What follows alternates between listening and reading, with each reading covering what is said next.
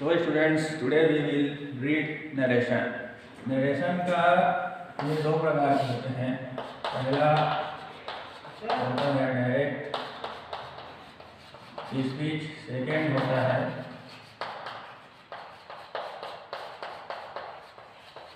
Indirect speech. ठीक है, narration word जो है ये नाउन है, ये बना है नरेट से। नरेट का मतलब होता है किसी भी बात को कहना या बोलना, उसको हम बोलते हैं नरेट। तो यहाँ पर नरेशन से हम समझ सकते हैं कि इसका मतलब होता है कथन, मतलब जो बोला गया है उसको हम क्या कहते हैं, नरेशन।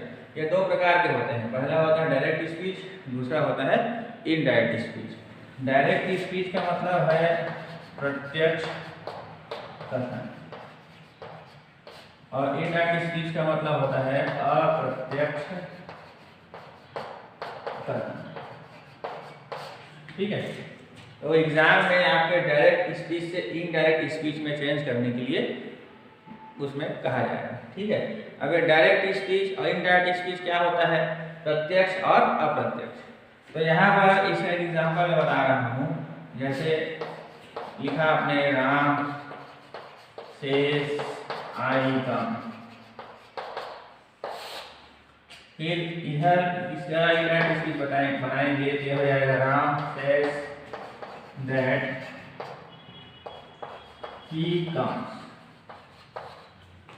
ठीक है, यहाँ पर डायरेक्ट स्पीच में यहाँ पर सेंटेंस लिखा है राम सेज आई कम। ये डायरेक्ट स्पीच है, मतलब इसमें डायरेक्ट ये पता चल रहा है कि राम जो है वो स्वयं कह रहा है कि मैं आता हूँ।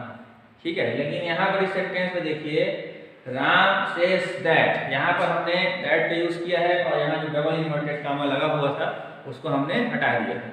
ठीक है, तो डायरेक्ट स्पीच से या इनडायरेक्ट स्पीच आप बनाएंगे तो इन्वर्टेड कॉमा हटाना है और ये जो स्पीच रहेगा इसके बाद आपको दैट को जोड़ना है। ठीक है, तो यही कार्य यहाँ पर किया जाता है। इसके कुछ नियम होते हैं। यहाँ पर देखिए बहुत सारे चेंजेस आपको इनडायरेक्ट स्पीच में दिखेगा। हिसाब से यहाँ पर देखिए दैट नहीं लगा है, यहाँ पर दैट लगा है और इन्वर्टेड कॉमा जो है वो यहाँ पर इस सेंटेंस में लिखा हुआ है लेकिन यहाँ पर नहीं लिखा हुआ है। यहाँ पर जो आई था वो ही में कन्वर्ट हो गया। ठीक है, तो यही जो चेंजेस होते हैं ये डायरेक्ट स्पीच से इनडायरेक्ट स्पीच बनाने में किया जाता है। ठीक है, तो डायरेक्ट स्पीच के भी दो पार्ट होते हैं, पहला ये दूसरा। ठीक है, तो ये जो होता है इसको राम से, इसको हम रिपोर्टिंग स्पीच पढ़ेंगे, रिपोर्टिंग स्पीच। और ये भाग जो होता है इसको हम रिपोर्टेड स्पीच, ये चेंजेबल होता है।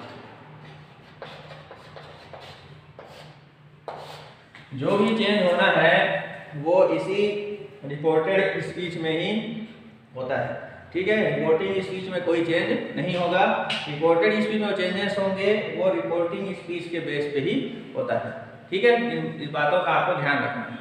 सबसे पहले डायरेक्ट स्पीच और इनडायरेक्ट स्पीच, प्रत्यक्ष कथन और अप्रत्यक्ष कथन, ये बेसिक नॉलेज आपको मैं बता रहा हूँ। एग्जाम में आपके डायरेक्ट स्पीच से इनडायरेक्ट स्पीच में चेंज करने के लिए आएगा परीक्षा में। ठीक है, तो जब भी आप डायरेक्ट स्पीच में चेंज करेंगे तो जो भी चेंज होगा वो रिपोर्टेड स्पीच में होता है। रिपोर्टिंग स्पीच में कोई भी चेंजेस नहीं होगा। रिपोर्टिंग स्पीच के बाद आपको दैट लगाना है। यहाँ देखिए ये भी रिपोर्टिंग स्पीच है, इसके बाद क्या लगा है, दैट लगा है। फिर रिपोर्टेड स्पीच का जो सब्जेक्ट है आई, उसको हम चेंज कर दिए। तो ये चेंज कैसे होगा ये आगे नियम में आपको मैं बताऊंगा। ठीक है, तो इसको आपको ध्यान रखना है और इसके जो सब्जेक्ट और टेंस जो है एक साथ चेंज होते हैं। तो जो भी चेंजेस होगा वो रिपोर्टेड स्पीच में ही होता है। जो भी रिपोर्टेड स्पीच यहाँ क्या है, आई कम, ये रिपोर्टेड स्पीच है और राम सेज ये रिपोर्टिंग स्पीच है। ठीक है, इसका आपको ध्यान रखना है।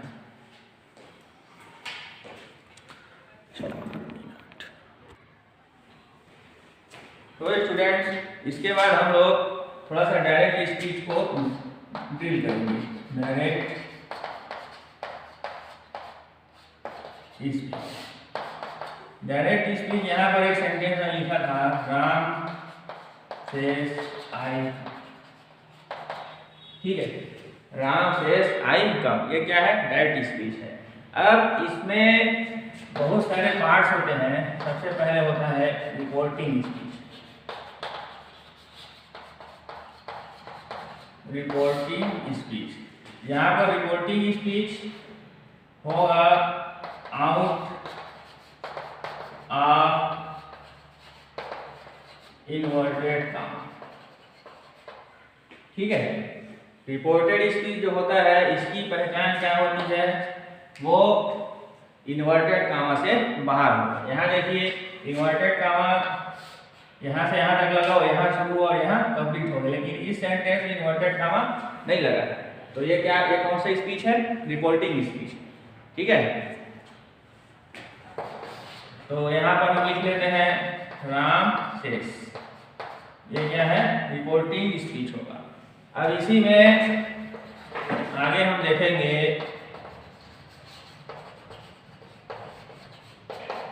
रिपोर्टिंग सब्जेक्ट, इसमें राम होगा और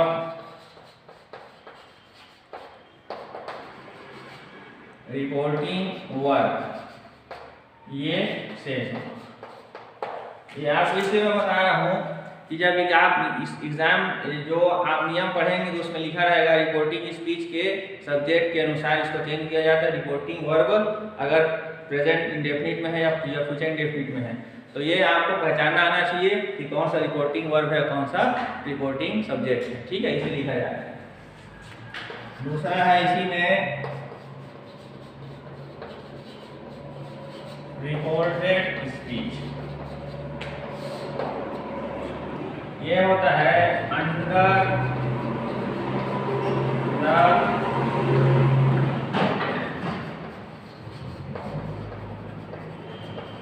इन्वर्टेड कामा। ठीक है, रिपोर्टेड स्पीच मतलब अंडर द इन्वर्टेड कामा, मतलब जो इन्वर्टेड कामा के अंदर हो उसको हम रिपोर्टेड स्पीच कहते हैं। तो यहाँ पर आई कम, ये कौन सा स्पीच है? रिपोर्टेड स्पीच, जो इन्वर्टेड कामा के अंदर। फिर हम रिपोर्टेड सब्जेक्ट लिखेंगे, ये हो जाएगा आई। रिपोर्टेड वर्ब ये हो जाएगा। ठीक है, तो रिपोर्टेड सब्जेक्ट आई हो गए, रिपोर्टेड वर्ब कम हो गए। इस प्रकार से ये डायरेक्ट स्पीच यहाँ पर कंप्लीट होता है। और इसी डायरेक्ट स्पीच से इनडायरेक्ट स्पीच में चेंज करने के लिए बताया जाएगा। ठीक है, तो डायरेक्ट स्पीच से इनडायरेक्ट स्पीच में चेंज करेंगे तो उसके लिए आप कह सकते हैं कि रिपोर्टिंग स्पीच के बाद हम डायरेक्ट लगाते हैं और रिपोर्टेड स्पीच के इन्वर्टेड कामा को हटा दिया जाता है और रिपोर्टेड स्पीच के सब्जेक्ट और वर्ब को रिपोर्टिंग स्पीच के सब्जेक्ट और वर्ब के अनुसार बदला जाता है। ठीक है, ये चेंजेस आपको यहाँ पर करना है। जो भी चेंजेस होगा वो रिपोर्टेड स्पीच में ही होता है, इसी को आपको चेंज करना है। ठीक है, रिपोर्टिंग स्पीच को आपको चेंज नहीं करना है, इस बात का आपको ध्यान रखना है। ठीक है,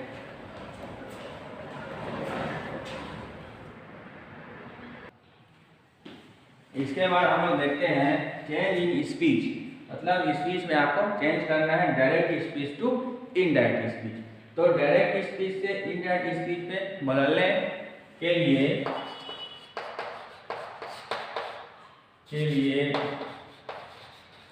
रिपोर्टिंग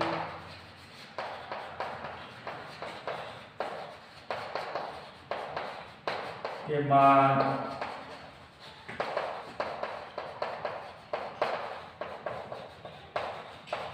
डायरेक्ट लगाया जाता है एवं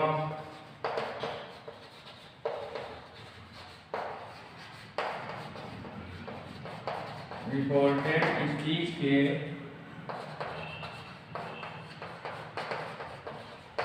सब्जेक्ट एवं टेंस को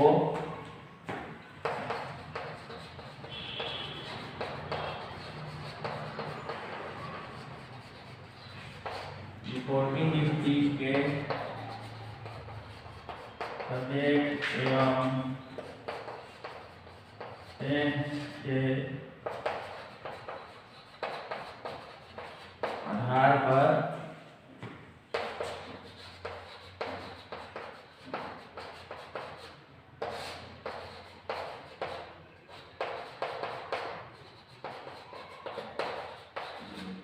नियमानुसार बदला जाता है। ठीक है, तो ये रिपोर्टिंग स्पीच और जो होंगे उसके बाद आपको क्या लगाना है, डेट लगाना है।